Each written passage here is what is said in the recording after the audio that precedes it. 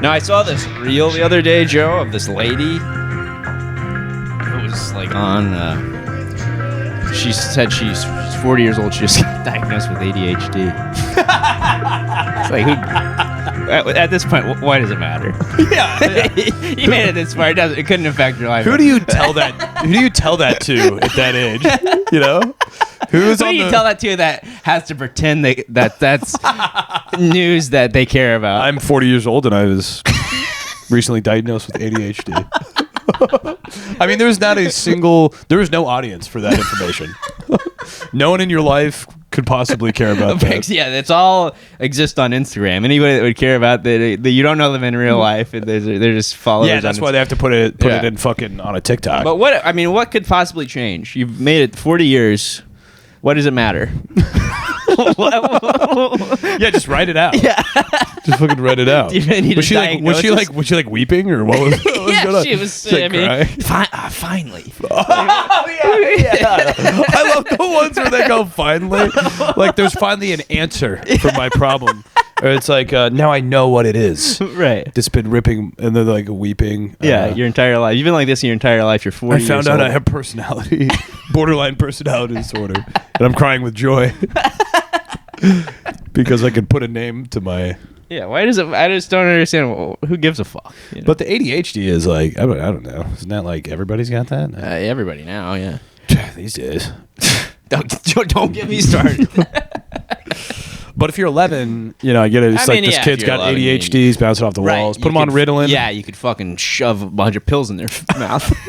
Yeah. You try to fix it when they're young. Yeah. With pills. Yeah, say, kids, pills that get inside, take your Ritalin, and play Minecraft. All right?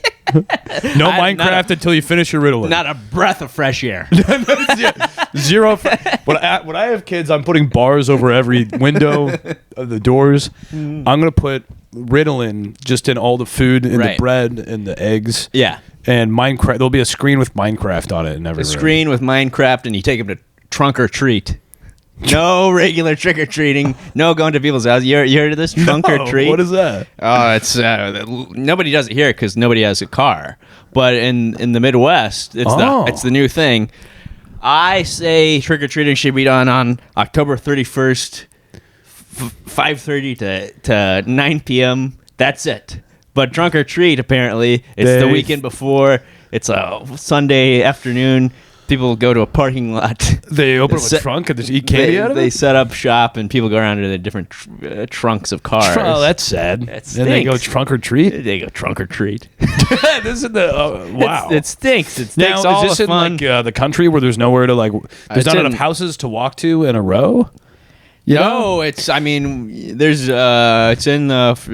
people they do it in Franklin, Indiana.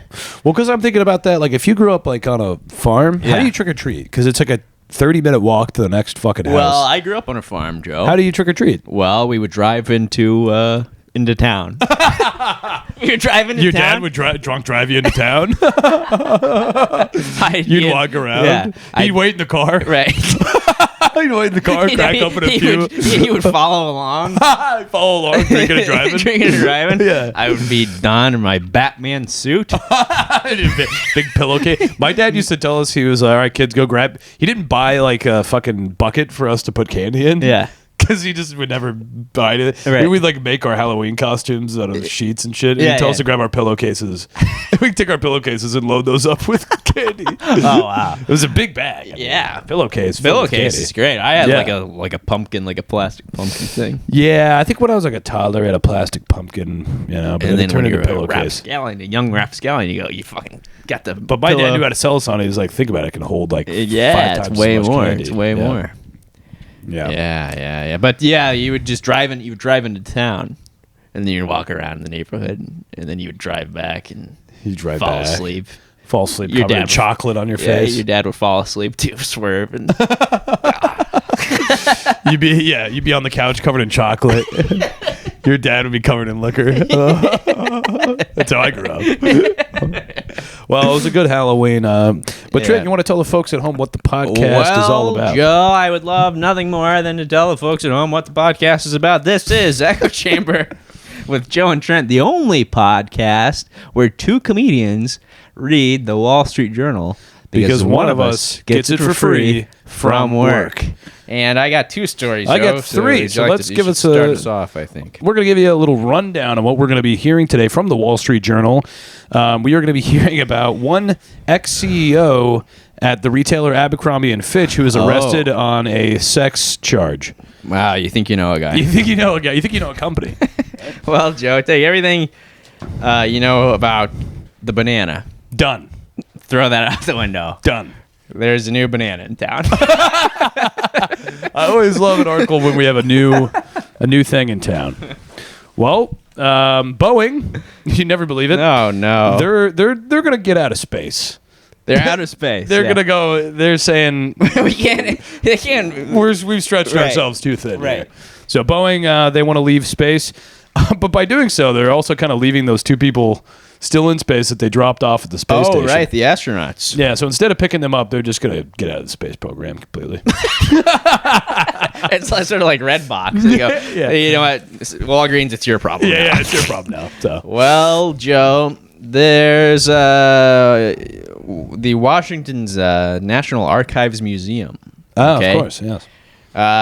There's a lady in charge who's sort of sugarcoating America's past. Wow, very interesting. Well, in our final story from the Wall Street Journal, should you be nice to your bot? ChatGPT users face an awkward ethical dilemma.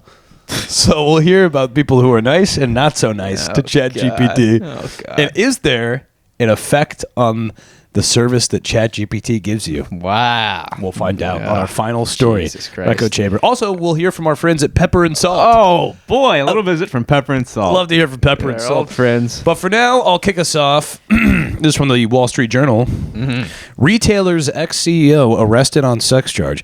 Abercrombie and Fitch former chief accused of coercing aspiring male models. Whoa. Yeah. Mike Jeffries, fucking filthy animal, who used hypersexualized marketing, Dirty Mike, and shirtless male models to create buzz as head of Abercrombie and Fitch. Now, you remember Abercrombie and Fitch when we were in middle school? Yes, You know, I never wore. Never wore, and I always felt insecure anytime I too. went in there because they had these fucking oiled up boys Shirtless wearing hunks, these fucking yeah. shirts. And I could barely walk around in there. It was rock hard. yeah, me too. I was insecure and hard. It was a weird combination. Well, he was arrested Tuesday for allegedly coercing those aspiring models, the ones that we saw in all the stores, into having sex with him and his romantic partner. Jeffries. I mean, You is know that so wrong? Is coercing illegal? I'm sorry. What's the point of hiring a bunch of male models if you can't have sex with them? Hey, if it was a crime to coerce, then I don't think I'd ever have had sex in my life. I thought I was trying to pick somebody up. Well, Jeffrey's 80 years old. 80. Oh, wow. So when he was doing this, he was in his 60s, I guess. Yeah, this was probably. like 15 years ago, 20 years ago. Yeah, there's really no way of knowing. No way of doing that. No way of knowing. Was charged with running an international sex trafficking ring. Jeez. While There's he was... Sex trafficking is way more prevalent than I thought it was. Yeah, suppose so. Well, because I think at the moment that it becomes like organized and you have people finding people to go have sex with someone else, Diddy. then the word traffic gets involved. Yes. Well, he was doing this while he was Abercrombie's chief executive, according to a federal indictment that listed 15 victims.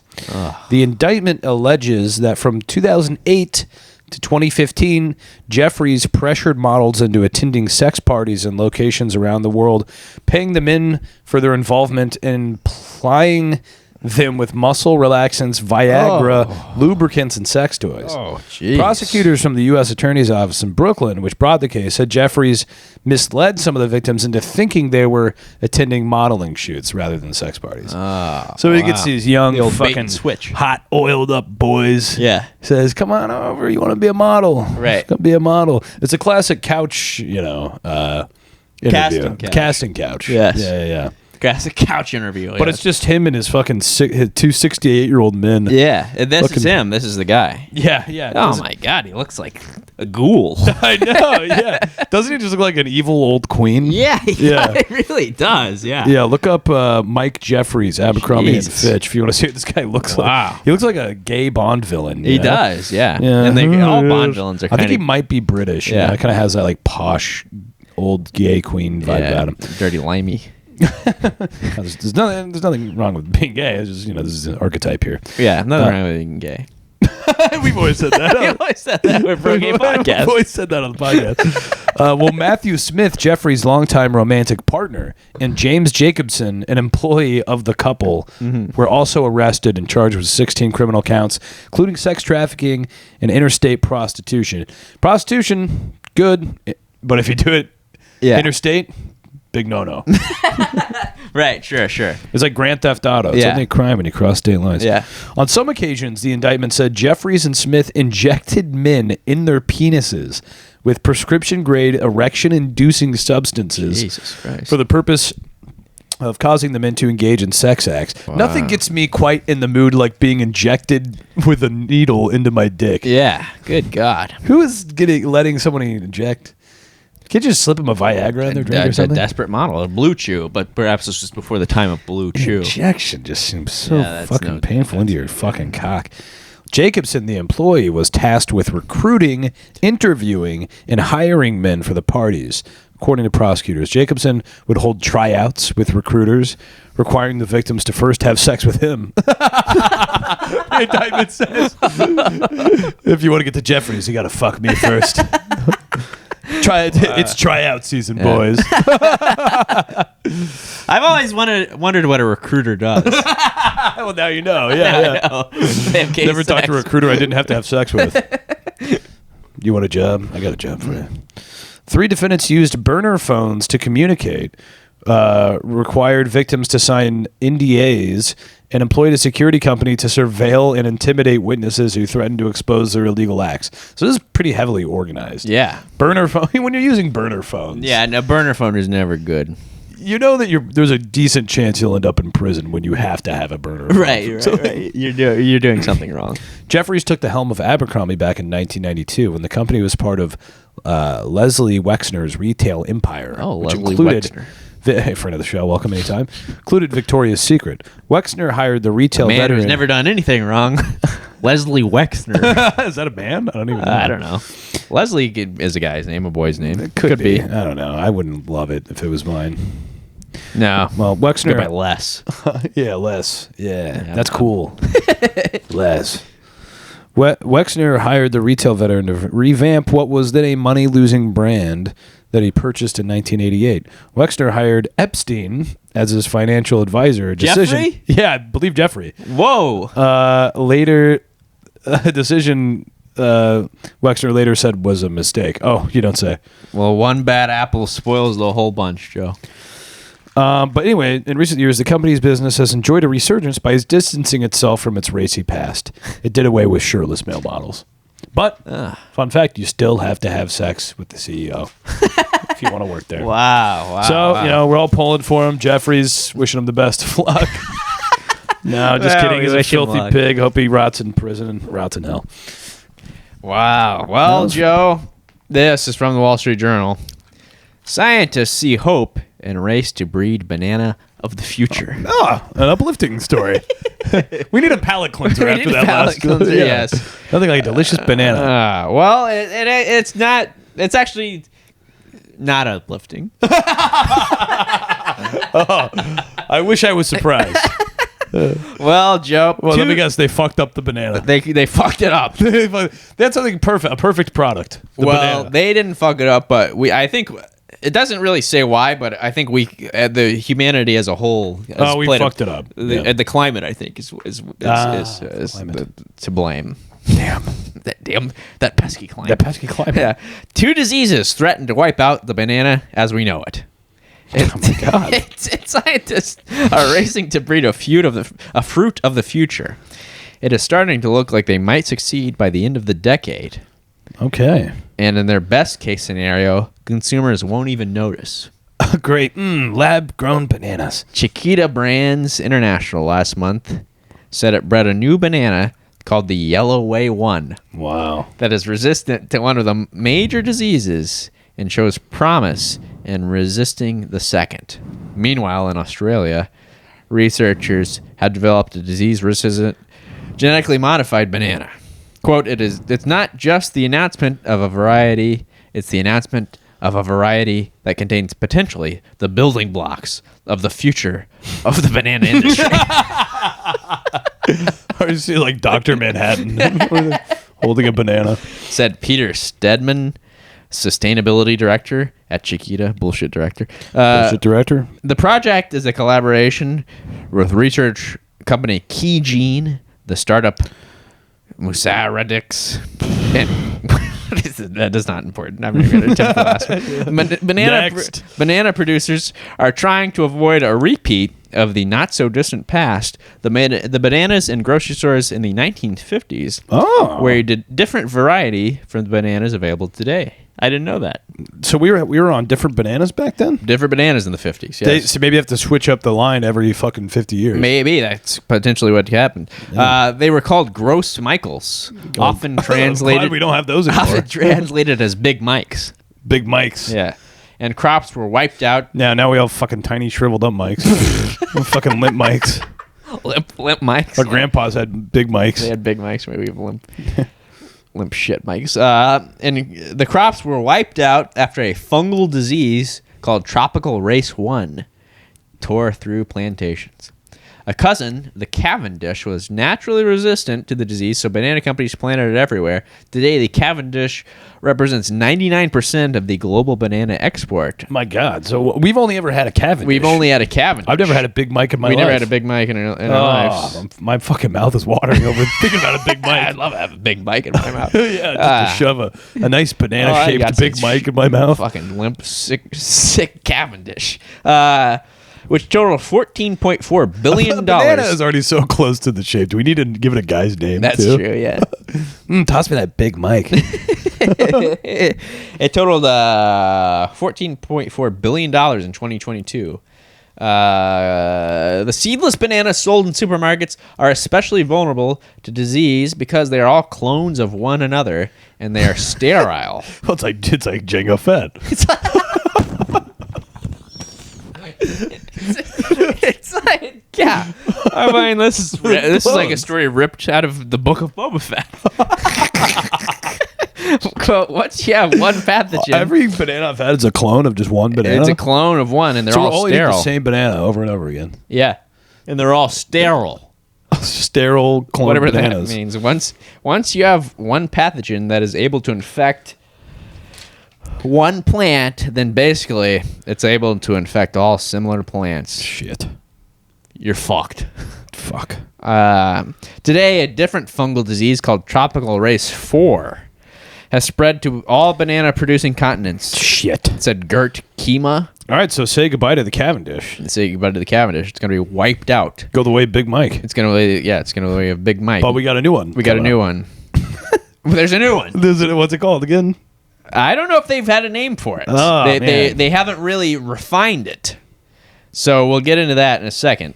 Let me find it here. The banana sterility makes breeding new varieties tricky. Quote, you have to realize that Gross Michaels and Cavendish were not bred. They were just found in the rainforest by some farmer in Southeast Asia hundreds of years ago. Wow. So here's my thing. I say... If the banana dies, I'm sorry. It's the end of the banana. No, I disagree. You disagree? Keep looking for the right strain. We gotta have bananas. Yeah, look. It's a great flavor. It's a great flavor. I would miss the banana. Are you kidding me? Banana bread? Yeah, banana bread. Bananas on a piece of toast? You let a rotten banana. Yeah. Banana in a fucking bowl of cereal? Sure. Now tell me this. So they're working on a new breed of Yes. bananas. Maybe they can add like a head to it. Because it's the only thing the experience is missing for me. It's just that the shape of like kind of a head on it. Yeah. A head and maybe two things at the bottom. Yeah, something like round to things hold at the bottom while you eat from the top of the banana. I'm just saying if they're building them like in labs and stuff. Yeah. Have you ever like heard somebody? This was popular a while back to post on Facebook. Would be like monkeys peel Bananas from the other way around. Other way around. It's like who gives a fuck? Why does that matter to me? What am I supposed to? I don't know what they were. Yeah. Take advice from a fucking monkey. So you've been actually eating You've them actually wrong. been doing it wrong. Today I You've been eating learned. them wrong. Today I learned I've been peeling banana the wrong way. Yeah, this blew my mind. Yeah. I was diagnosed with ADHD When I was 45. when I was 45, and I found out I've been eating the Cavendish wrong my whole life. My life has been flipped upside down, much like the way you should peel a banana. The disease-resistant plants have grown successfully in the greenhouse, but haven't yet borne fruit. They're called the Yellow Way 1. Got to change that name. That Isn't the fruit the whole thing we want? That's the That name sucks. The Yellow Way 1. Yeah, compared to Big Mike and Big Cavendish. Mike, yeah, Cavendish. You can't name things anymore. Cavendish is fucking sexy. Yeah. That's a great name. Cavendish is great. Big Mike's kind of Yellow sexy. Way 1 fucking sucks Stinks. ass. Tell me the future is eating Yellow Way 1s instead of Cavendish? I'm fucking out. Yeah. But the team, Yellow Way 1 bananas are expected to be edible, but the team doesn't expect them to taste like the Cavendish at this point in the breeding process. The Yellow Way... the flavor's going to change. The flavor's going to... That's interesting. The Yellow Way 1 plants will be planted in the Philippines by the end of the year and tested in real-world conditions. The idea is the banana produced during these trials will be the parent or grandparent of the banana we'll be eating at the end of the decade. The next step is to cross the disease-resistant banana with a variety of the Cavendish, producing a fruit that looks and tastes like the one sold in grocery stores today. But it takes time, Joe. Seems like a fuck ton of work just to keep bananas on the shelf. Quote, if in a few years' time you don't see any change in your banana, we've done a great job, Stedman said. That may be easier said than done.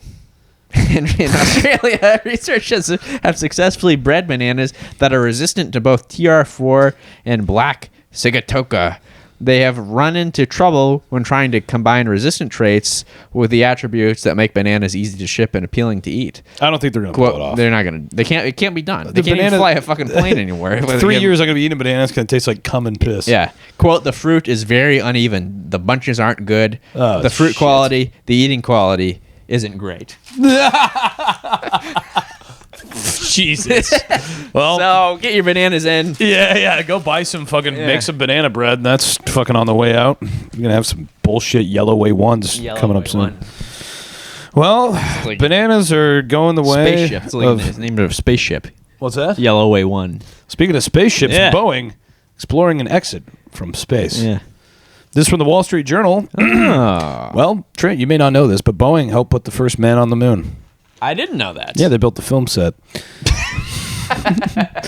But now they want to get out of the space race. The beleaguered company is exploring a sale of its storied NASA business. And what a race it is. What a race it is still on, I guess. They want to get out of the NASA business, including the troubled Starliner space vehicle and operations that support the International Space Station, according to people familiar with the matter. Yes. The effort, part of the strategy by Boeing's new chief executive officer, Kelly Ortberg, who's not fucked at all, to streamline the company and stem its financial losses, is at an early stage and might not result in a deal, so it might not happen at all. Boeing faces a deepening financial crisis. Its largest labor union has rejected 2 contract proposals, extended a strike, and has halted most of the airline production. Meanwhile, Boeing's space and defense projects have been hobbled by delays and cost overruns.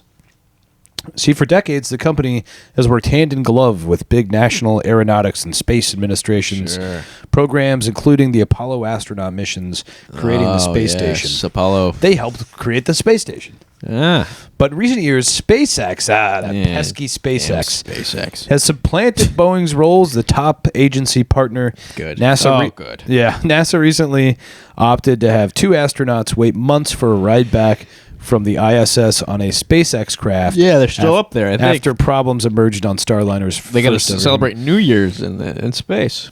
Yeah, so they're There could be worse ways to celebrate. I think New Year's. they're banging up there. I think they're getting it on. Yeah, you think so? Yeah, I think they're gonna make like a steamy fucking movie about it in a few years.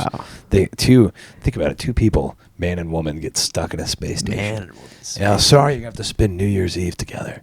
Wow. Looking down at that tiny little blue dot. Oh, wow. Just makes it feel like all your how could you problems. not get turned on? All your problems are so far away. Yeah. Just removed. Your wife and family so far away. Yeah. Well, they're stuck wouldn't there. know. Apparently, the only thing that's on stock in the space station is Fine Wine and Sinatra records. And Marvin Gaye albums. Boeing and its partner. But they're up there. A couple cosmonauts are up there too, right? I think we covered that. Oh, right. Yeah. They're not alone. They're not alone. They got a couple cosmonauts. Well, how are those people not stuck up there, but these people are? Oh, they're from different countries. Yeah, they're from Russia. Well, Russia can't tow them back down? No, not with the relations. Yeah, Right not now. in today's climate. Yeah. Well, Boeing and its partner. I think I'm sick of space. No more space. Get rid of the banana and get rid of space. I'm done. Hey, well, it's not worth the trouble. It's not worth the trouble. It's not worth we put a man on the moon. What do we have to do? What do we have to go back there for? right. Honestly, what is out? I mean, they want to go to Mars for what?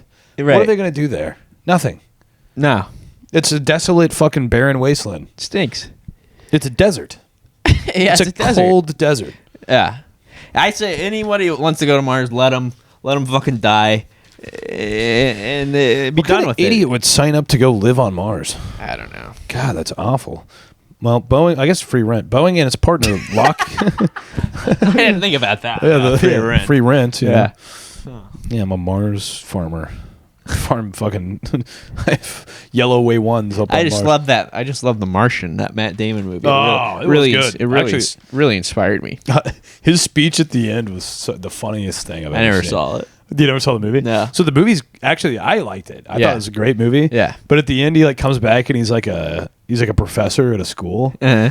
and people are like talking through his class and like laughing and dicking off, Yeah. and he slams his hand on. He's like, "You don't know what it's like up there. Yeah. When you're out there, you don't know if you'll ever come back. Right. I was there." And he just has this like unbelievably corny speech, and then the Really? whole class is like super captivated, you know. Oh, really? And they go, "Yeah, but it's a fucking it's stupid." Good movie though. Well, anyway, there's really not much more to this. They're Good movie, getting except for the dog shit ending. the dog shit ending, the stupid fucking dumb speech.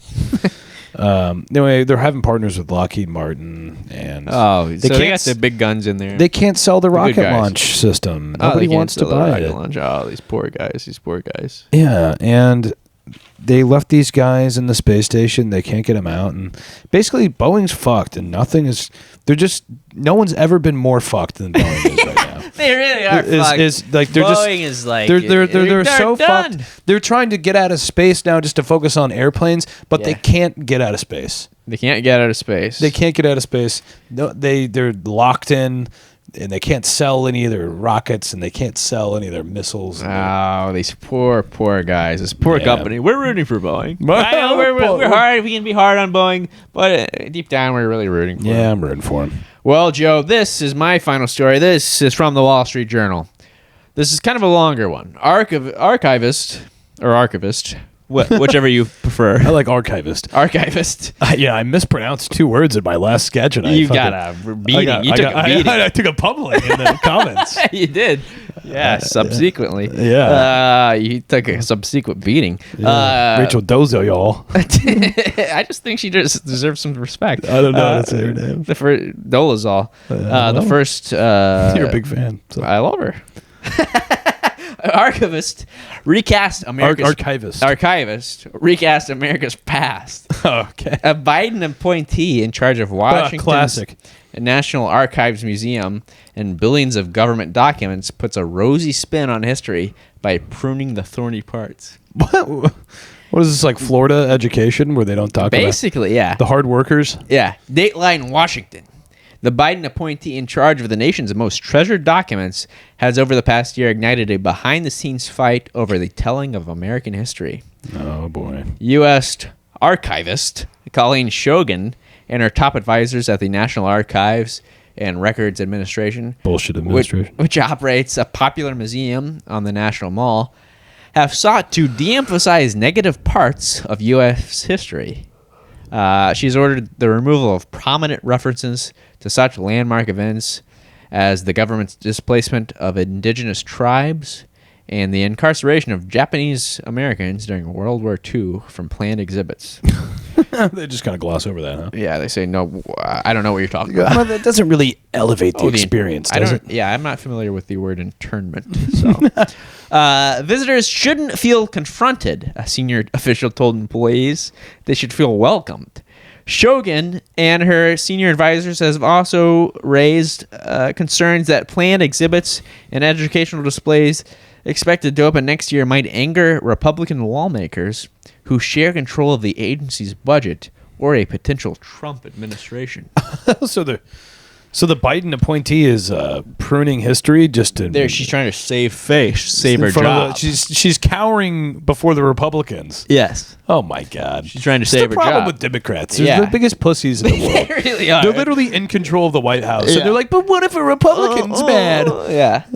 They might cut my just budget. fucking stand up for themselves. No, not a chance in hell. It'll never Complete happen. Fucking pussies. She was tapped for the job at a sensitive time for the agency, days before federal agents searched former President Donald J. Trump's Mar-a-Lago resort. Or Donald J. Trump. I just add that. That's kind of how I like to refer to him. So I like to say that Cheeto. I don't even. I don't even say you his don't name. even say his, you call him 45. I call him 45. I don't even like to say his I name. just can't stand that damn. He's just a jerk. He's a jerk. Yeah. Yeah. So the federal agents searched former President Donald Trump's Mar-a-Lago resort in 2022, spurred by the archive's discovery that Trump had taken home classified records. Republicans accused the agency of abusing its authority and targeting the former president. GOP lawmakers grilled Shogun about alleged partisan leanings during her confirmation hearings. Shogun has since overseen a host of changes to exhibits planned in a roughly $40 million makeover of the National Archives Museum, which draws more than 1 million visitors a year, and the adjacent Discovery Center, which provides education programs for students and families. Longtime employees said Shogun's directives amounted to censorship. Shogun's senior aides ordered that a proposed image of civil rights leader Martin Luther King Jr. be cut from a planned Step into a History photo booth in the Discovery Center. Well, I don't understand. Isn't that like a positive part of our history, Martin Luther King Jr.? Well, we'll get into that. Well, yeah, I would say yes. I would say so. Yes. Yeah, I don't understand. The booth. I get why she's trying to cover up the internment camps, but Right. The booth will give visitors a chance to take photos of themselves superimposed alongside historic figures. The aides also ordered the removal of labor union pioneer Dolores Huerta and Minnie Spotted Wolf, the first Native American woman to join the Marine Corps, from the photo booth, according to current and former employees and agency documents. The aides proposed using instead images of former President Richard Nixon greeting Elvis Presley. what? Dude, what are they talking about? Why? Instead of MLK? Get rid of Martin Luther King. Get rid of the I Have a Dream Bring in- speech section. bring in Nixon and Elvis. Something that people can all relate on. That's odd. I don't even understand. So why would they want to put Nixon in more? I don't. Yeah, I can't really wrap my head around why. Other than It's like, look at this goofy moment. Yeah. They just wanted to avoid any sort of controversy at all. But Martin Luther King, I Have a Dream is not controversial. Right. It's like a triumphant moment in our history. Even though Nixon had to resign in disgrace. yeah, exactly. Is that more controversial? Yeah. And Elvis shot his fucking TV and died on the shitter. The drug addicted maniac. Yeah. He married a teenager. He married a 14-year-old, shot his TV and died on the shitter. There he is shaking hands with the guy. Get your picture with Elvis and Nixon. The most paranoid man who ever became president. After goddamn Arch sitting in his chair. After reviewing plans for an exhibit about the nation's westward expansion, Shogun asked one staffer. She asked one staffer, "Why is it so much about Indians?" What the fuck? Are you kidding me? Dude, wait, who is this? She was appointed by Biden? She was appointed by Biden. This seems like the most like fucking Trump type lady in the world. They've gotten to her somehow. They've scared her. Shaken her. They've shaken her to the core. They could have something on her. I don't know. Fucking She's worried about her job is the main thing. So, I mean, that's. but yeah, that's so funny. I mean, so you'd think the story would be like, you know what? I'm going to tell the truth of our country, right, and put that before my job. I'm sure I'll be out of here when Trump takes over, right? Yeah. But instead, she goes, "Let's make this like, let's make this feel like Forrest Gump." Let's make this feel like Forrest Gump. Yeah. Just in case a Republican comes in, I got to keep my job. Yeah.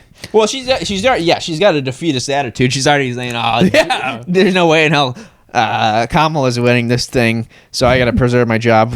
Get rid of these Indians." Too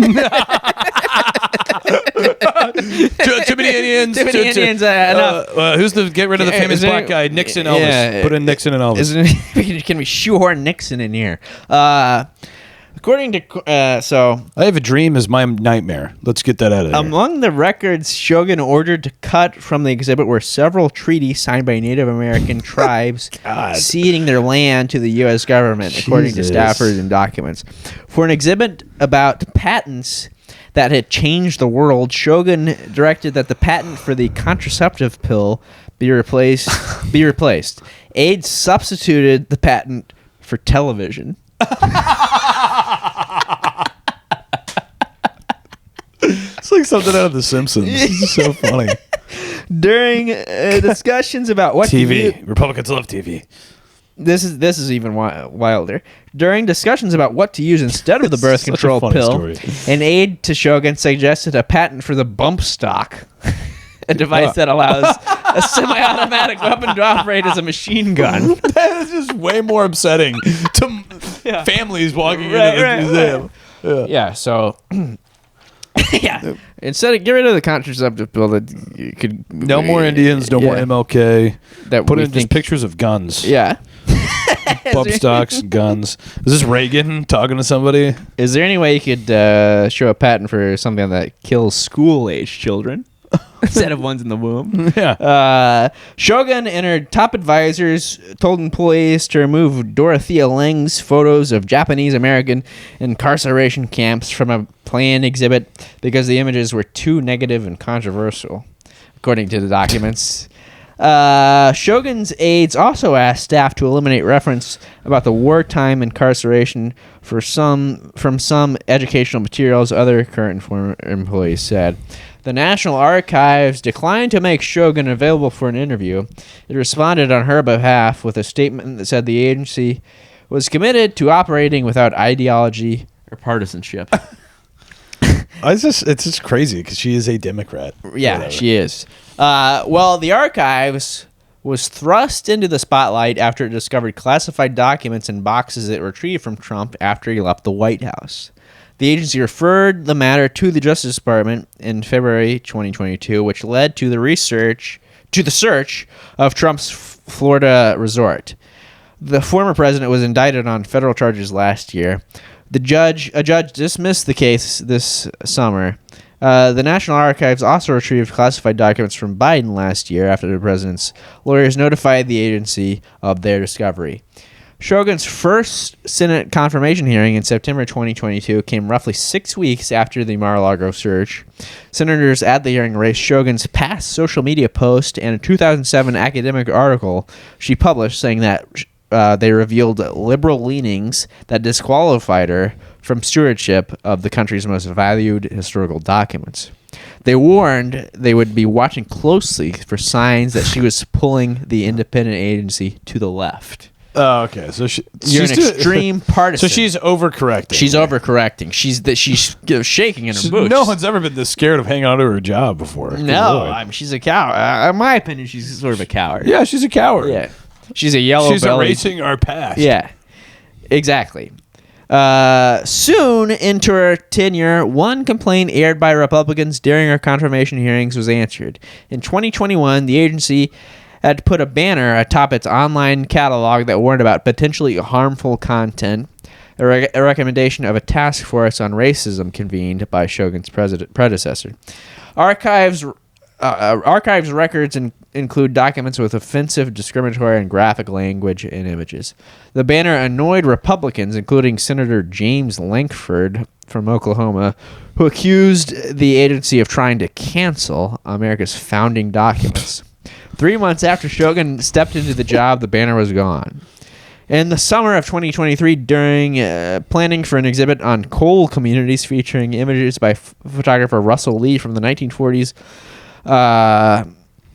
Brackman, Shogun's senior advisor, requested changes to the accompanying text. Instead of saying that coal companies recruited workers from plantations, Brackman asked to identify the recruits as Southern farm workers. Oh my God! According to former employees, Archives employees complained, and a compromise was struck. The coal workers would be identified as black sharecroppers from the American South.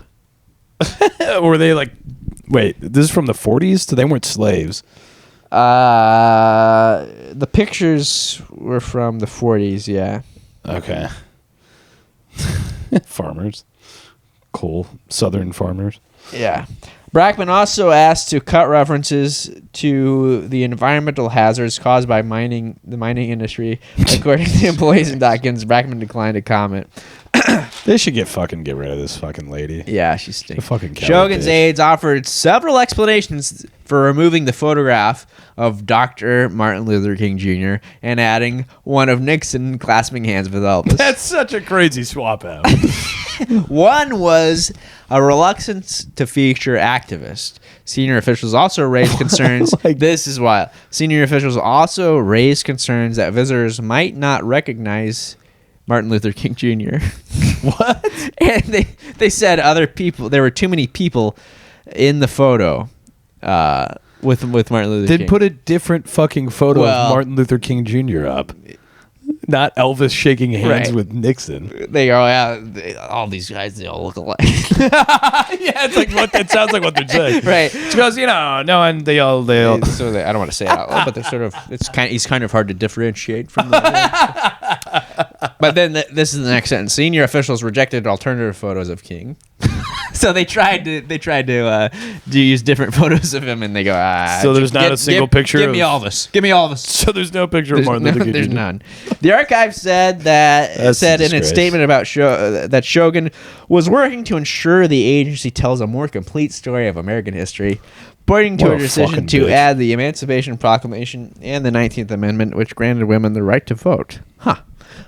Shogun's changes have delayed the opening of new exhibits initially set for next summer and are expected to add at least $332,000 to cost, documents show. The agency is facing a budget shortfall, and there are fears of funding cuts ahead. Good, cut it all. Archives employees say Shogun has gone out of her way to appease Republicans, including giving a 2-week internship to the niece of Texas Republican Representative Pete Sessions, oh my God, an agency critic. Shogun also... What do they have on her? They definitely have to have something on her. They've got something on her. Shogun invited former First Lady Melania Trump to speak last December at a naturalization ceremony at the archives. Shogun, for weeks, resisted warnings from employees that she needed to give notice to the White House, especially since the event came shortly before the Iowa caucuses. White House officials were surprised when Shogun finally told them, given the agency's legal entanglement with the former president. What?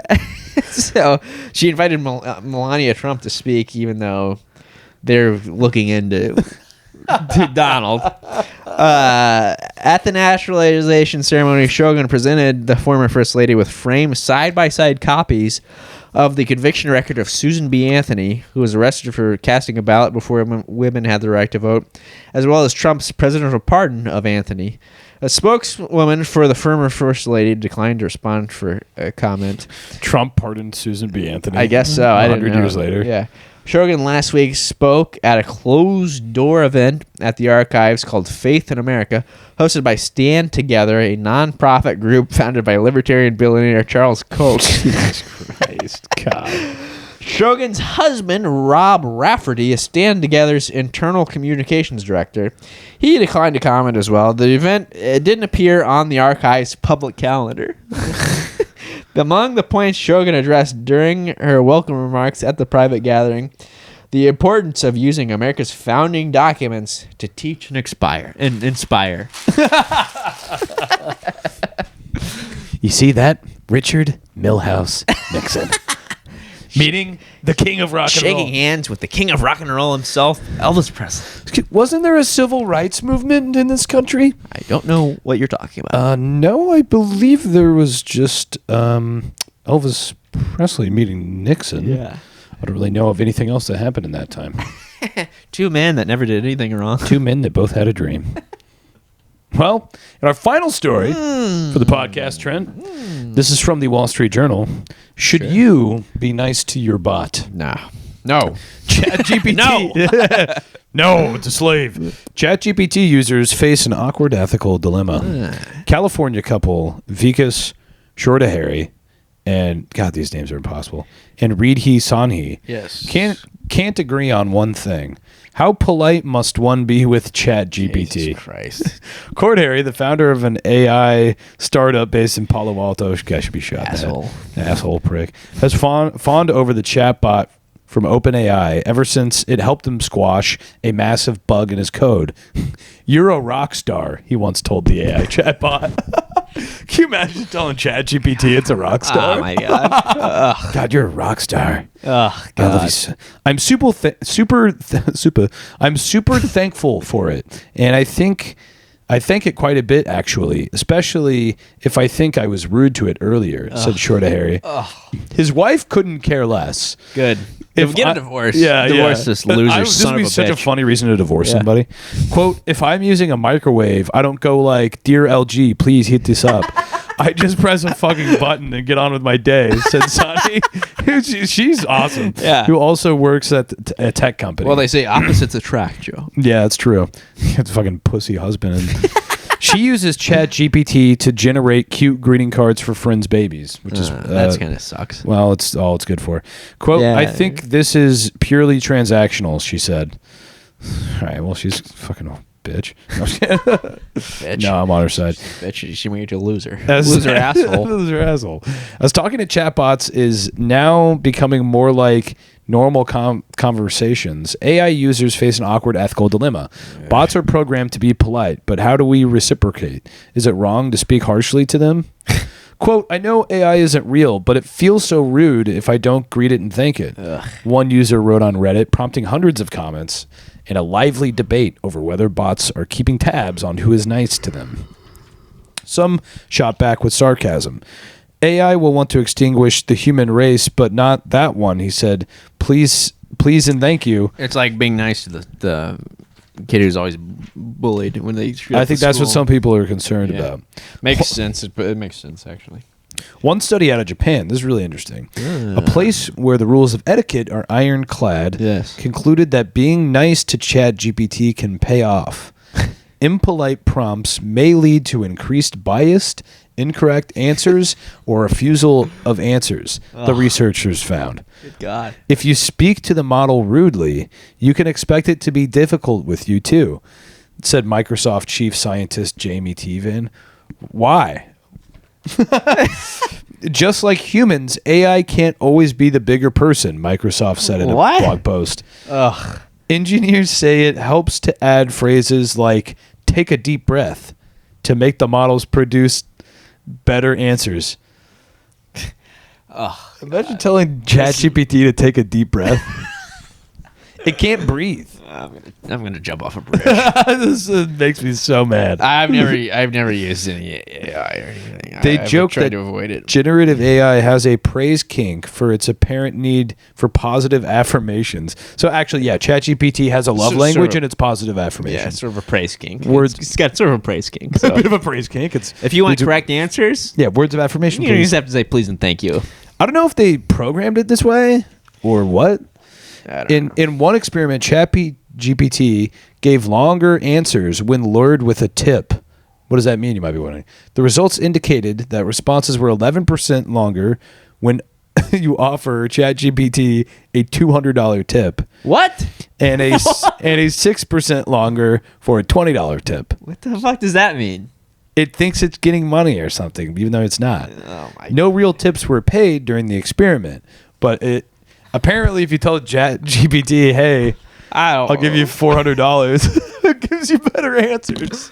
I don't If you call it a cocksucker, it'll give you the wrong information. I can't do it. I can't go on. I can't go on. I can't do it anymore.